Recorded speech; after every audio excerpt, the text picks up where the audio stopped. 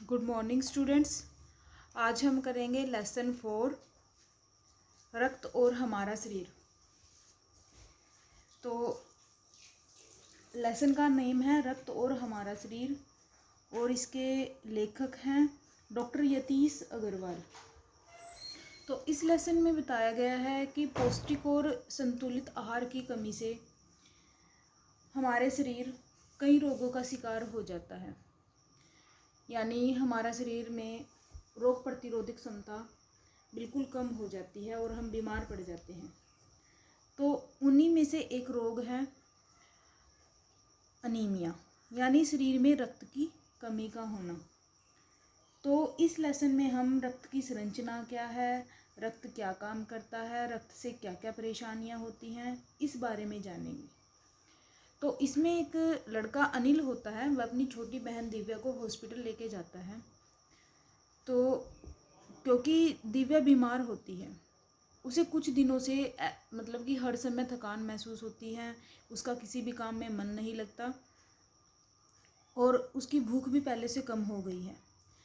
जब उसे अस्पताल ले जाया जाता है, डॉक्टर उसकी जांच करते हैं तो उसके अंदर खून की कमी मिलती है और डॉक्टर अनिल को बताती है कि इसको अनीमिया है। अनिल डॉक्टर से पूछता है कि अनीमिया क्या होता है। डॉक्टर कहती है कि अनीमिया का मतलब होता है कि शरीर में खून की कमी का होना। तो डॉक्टर कहती है कि देखने में तो यह एक, जब अनिल पूछता है कि अनीमिया क्या होता है कि खून की कमी का होना, लेकिन डॉक्टर कहती है कि यह रक्त एक लाल दारू के समान दिखता है, किंतु इसे सूक्ष्मदर्शी द्वारा देखें तो यह भानुमति के पिटारे से कम नहीं होता। लेकिन वैसे तो हमारे शरीर में ये जो रेड कलर का लिक्विड होता है ये तो बहुत है, लेकिन जो इसके अंदर एक कण होते हैं उनकी मात्रा के आधार पर ही हमारे खून की जांच होती है। उसमें पता लगता है कि हमारे शरीर के अंदर कितना खून है। तो जो सूक्ष्मदर्शी द्वारा देखे, सूक्ष्मदर्शी क्या होता है, एक मतलब कि बिल्कुल सूक्ष्म, जिसके द्वारा हम छोटी से छोटी वस्तु को भी देख सकते हैं, वो होता है सूक्ष्मदर्शी। जब सूक्ष्मदर्शी द्वारा देखें तो यह भानुमति के पिटारे से कम नहीं है। भानुमति का पिटारा क्या होता है, जिसके द्वारा कोई मतलब कि जिसमें कोई अजीबोगरीब चीज़ें रखी गई हों, यानी जब सूक्ष्मदर्शी द्वारा देखें तो उसमें एक रक्त की एक बूंद में भी इसमें हजारों कण दिखते हैं, लाखों, हजारों, लाखों कण। तो मुख्य तौर पर इसके दो भाग होते हैं। पहला भाग होता है प्लाज्मा। प्लाज्मा क्या होता है, एक तरल होता है, तरल पदार्थ, यानी जो लिक्विड होता है हमारे शरीर में, वो होता है प्लाज्मा। दूसरा क्या होता है, दूसरे में होता है कि कुछ लाल होते हैं, कुछ सफ़ेद कण होते हैं और कुछ ऐसे जिनका कोई रंग नहीं होता, यानी वाटर कलर। तीसरा, पहला लाल रक्त कण, दूसरा सफ़ेद और तीसरा यानी जिसका कोई कलर नहीं होता, इन्हें हम प्लेटलेट्स कहते हैं।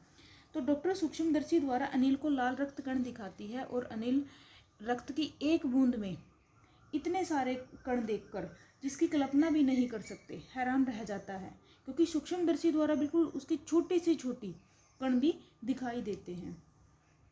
तो रक्त की एक बूंद में इनकी संख्या लाखों में होती है, तो कम से कम 40 से 55 लाख के आसपास रक्त की एक बूंद में इनकी इतनी संख्या होती है।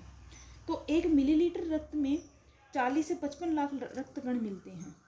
तो इन लाल रक्त कणों की बनावट कैसी होती है, गोल और दोनों तरफ से दबी हुई होती है।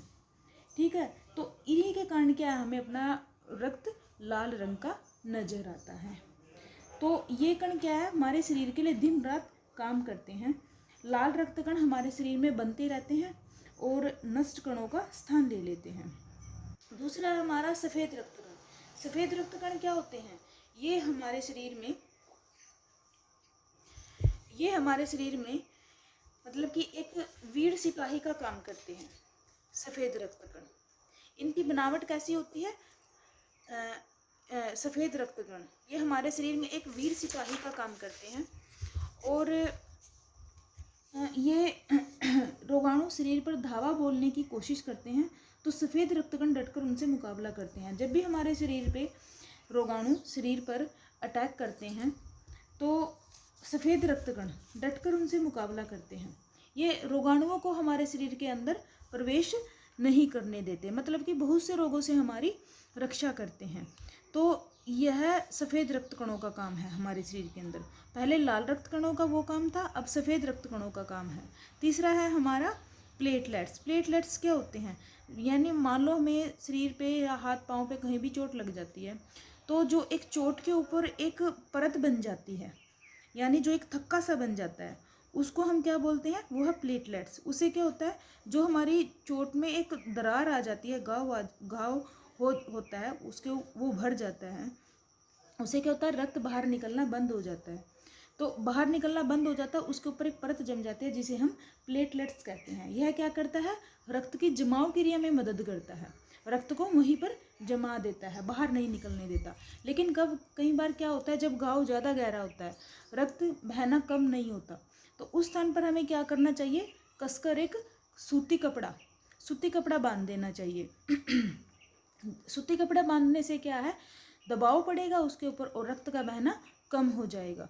लेकिन जब घाव गहरा हो तब डॉक्टर की भी, मतलब कि खून बंद ना हो, ज़्यादा खून बह जाए, तो उसे क्या हमें डॉक्टर की सलाह लेनी चाहिए।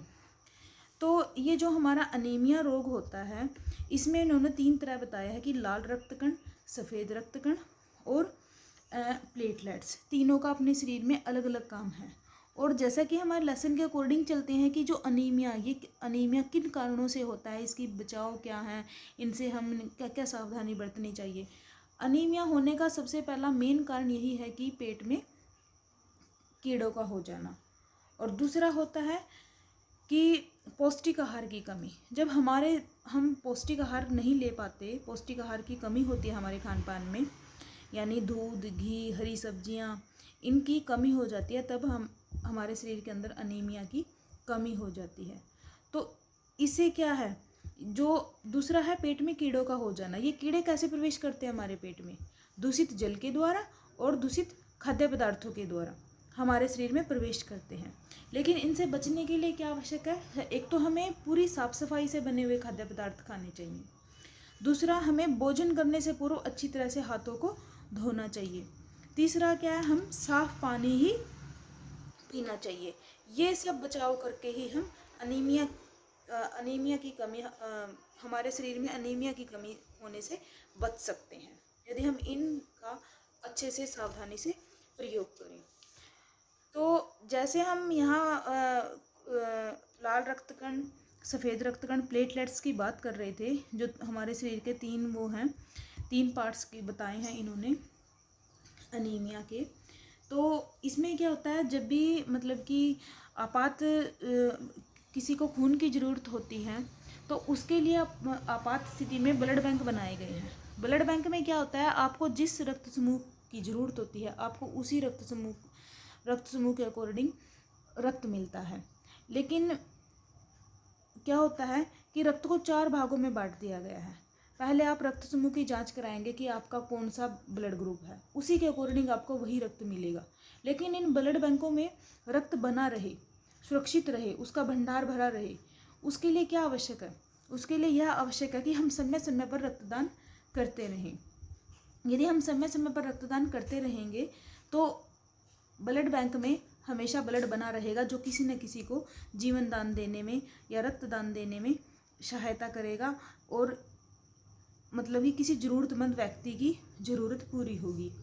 तो इसमें हम कैसे अपना सहयोग कर सकते हैं, जब व्यक्ति की एज 18 साल से ऊपर हो जाती है, तब हम ब्लड बैंक में ब्लड मतलब कि दान कर सकते हैं। जैसा कि एक स्लोगन भी है कि रक्तदान महादान, क्योंकि रक्तदान को महादान इसलिए ही माना गया है क्योंकि रक्तदान करने से किसी ज़रूरतमंद व्यक्ति के लिए जीवन दान बन जाता है उसका। यानी तो इससे बड़ी बात कोई और नहीं हो सकती, जब हम किसी ज़रूरतमंद व्यक्ति का इससे बड़ा सहयोग, इतना बड़ा सहयोग करेंगे। तो हमें इसीलिए 18 वर्ष से ऊपर जब आयु हमारी हो जाती है, तो हमें अपना हर वर्ष या हर 3 महीने के बाद ज़रूर से भी ज़रूर रक्तदान करना चाहिए। तो स्टूडेंट्स, ये आपका लेसन था रक्त और हमारा शरीर। ये आपको एक बार रीड ज़रूर करना है। Okay, thank you.